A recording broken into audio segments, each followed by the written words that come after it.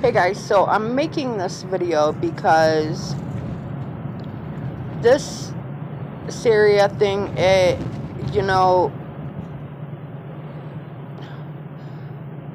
let me just put it to you like this. I do not believe, not for 1 second, that the event over there really happened. And why I say that is because the last time we was told that Syria was attacked with chemical weapons, it was not true. They lied. A journalist was over there and she even reported on it. So, and this was an independent journalist. This isn't with the mainstream, Fox, ABC, whatever else you want to call them. So,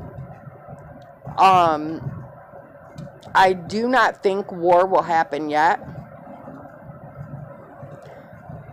I just have a feeling it will not happen yet.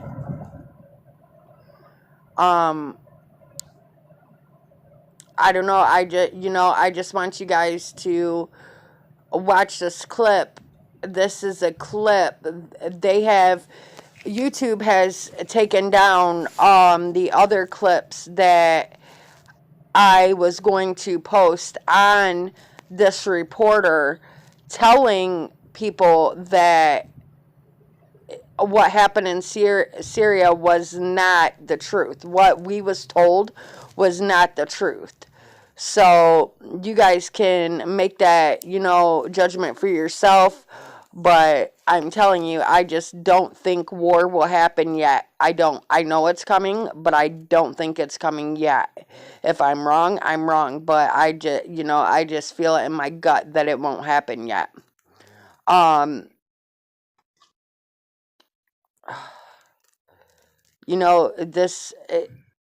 This thing with Syria is crazy. Crazy, crazy, crazy. So, if people really did get hurt over there, I'm sorry for saying that I don't believe it, but, it's just so much that has been going on and so much news that we have been told that has actually came out to be a lie if you've really got into investigating about these stories. So,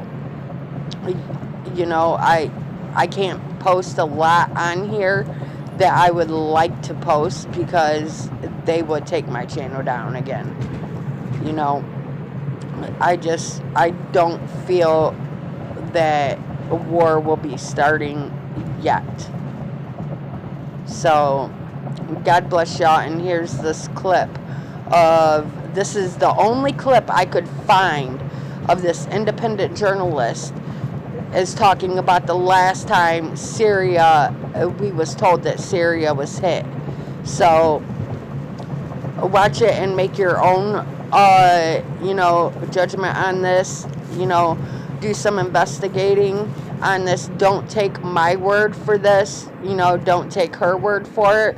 But do your own investigating on this and see what you come up with. From what all I have found out about the last time they said Syria was done with, chemical weapons, it was not true. But the things that did happen in Syria was not done from the people that they said it was done from. So just pay attention. God bless y'all. Haig Thompson, and we're talking about the real deal of what's happening in Syria, and we're getting our information from an independent journalist, because that's the only way you can get information these days is from an independent journalist. And her name is Eva Bartlett. She's a Canadian journalist, and she has been in Aleppo many a times, at least 4 times. She's been in Syria a bunch more, and she's been reporting that what the corporate media is reporting about Syria is 100% wrong. That the people of Syria actually support Assad. They want the terrorists out of their goddamn country, meaning us, meaning the United States and ISIS and all the other names of all the other offshoots of all those radical terrorists. But they're basically, Saudi Arabia wants to get a pipeline through Syria, and that's what this is about. It's got nothing to do with human rights or anything else. It's got all about it. So here she is. They've often said that, again, it's the Syrian government that's attacking their own people, and it's not ISIS is there trying to free the people to terror. And there's moderate rebels. I love that. They're moderate rebels. They moderately cut your head off. And so here she is. She's going to straighten some stuff out about what's actually happening there with the hospital bombing, because that's another thing they say. They say that, it's the Syrian government, Assad, is bombing the hospitals. Is he?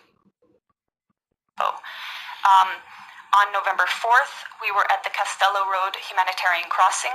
This was a day that was meant to allow the people in eastern areas of Aleppo that were inhabited by terrorists to evacuate.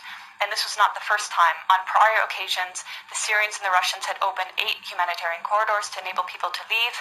So Syria and Russia opened corridors so people could leave the occupied territories that are occupied by terrorists so they can get out, because if they don't want to get slaughtered in this war started by terrorists. And what happened? These were attacked by terrorist factions heavily. Even that day on November 4th, the Castello Road crossing was attacked, twice with mortar shelling when we were there and 5 times afterwards. Clearly, there has been political will and intent by the Syrian government and its Russian allies to enable civilians to leave, to minimize any sort of loss of human life. Clearly...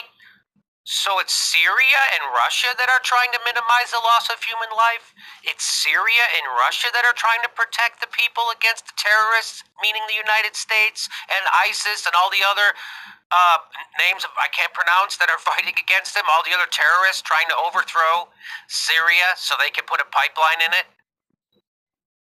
The terrorists that declare themselves liberators of Syria do not want people to leave. They've been holding civilians hostage. And if you're following reports that are not BBC and that are not New York Times, you will see countless testimonies of civilians, of the 100,000 civilians who've been liberated the last week, saying, thank God for the Syrian Arab army that liberated us, and the terrorists were hoarding food, they were preventing us from having food. This is all documented. Also documented are that areas in these areas occupied by terrorists, including a school, were housing chemicals used to make chemical weapons. And you could see also the gas canisters that were used to make explosive gas canister bombs. In fact, even when I was in Le Ramoun, we saw a factory in one of the buildings that was used to make gas canister bombs. In Le Ramoun, we also saw evidence of the so-called Free Syrian Army that some people say doesn't exist anymore. The 16th Brigades was active there. They had a cell underground, 3 stories below, that was perfectly intact in spite of aerial bombings above ground. And I make this point because people talk about the destruction in Aleppo as if the physical destruction matters. It's the people that the Syrian government and the Syrian people care about. And the destruction in areas occupied by terrorists occurs because the terrorists are bunkering below ground, come up above ground, fire their bombs on civilian populations, and go back below ground. So I just want to address a few other myths. Some of the myths that have been about Aleppo and Syria in general have been that the Syrian government and army are starving the population. Again, I refer to testimonies of people, even people I met with in November. I met with a family of displaced people from Al-Halak, which is north of Bustan al-Pasha, which was both areas occupied by terrorists. At that time, when I met them on November 10th, he told me that they had fled along with about 40 others on about 20 days prior, and that they had tried twice prior to flee, but they were prevented violently from doing so by the terrorists that inhabited those areas. This is the case. These are the testimonies coming out of Aleppo now. People saying, we tried to flee, they wouldn't let us, they shot at us. There are also videos showing people who did manage to flee coming under fire and the Syrian army actually protecting them, acting as human shields. So that's to say that what we've been hearing in the corporate media is not depicting an accurate image of what's happening in Aleppo. The corporate media is saying that the Syrian army is attacking people, and until today, the corporate media is maintaining this, even though the exact opposite is true. Ron, anything to say about that? Wow. Yeah, right. Wow. It's, when you have conflict of interest and you don't have boots on the ground, this can happen. And so many, it's so common in our populace that people aren't just aware of the fact that we have a compromised media structure. And this is just another testament to that. Because like a lot of the general person, that doesn't really hit them. Like, oh, they're not just here they actually have all these conflicts of interest, one of them being energy. And let me say this about the media. If CNN did send somebody to Syria, whenever they do send somebody, they usually send them embedded with like the U.S. military. So they only see what the U.S. military wants them to see. They rely on the U.S. military for their protection. So it's mostly just a love letter to the U.S. military, right? Like I'm thinking, for some reason in my head, I remember when Ted Koppel went to Iraq, and he was embedded. They embed. That's what they call it. And I just remember what a worthless. It's like, what are you going to tell us? This is somebody who's got a lot to tell us. And again, don't trust the corporate media. Just what you always knew. They're all full of shit. It's a big club, and you ain't in it. It's a big club, right? It's a big millionaires club. Everybody on MSNBC is a big-time millionaire, right? They make more money in a day than most Americans make in a whole year. Those are the people, those are the lefties bringing you the news. Just keep that in mind. And this is a real journalist. That's somebody who actually wants to find out what's going on. And you see the propaganda. Do you see what she talked about in her country, meaning Canada, how they closed the Syrian embassy? Because Syria's bad. It's all propaganda. It's all about fossil fuels. And it's more Western imperialism. It's more bullshit. And,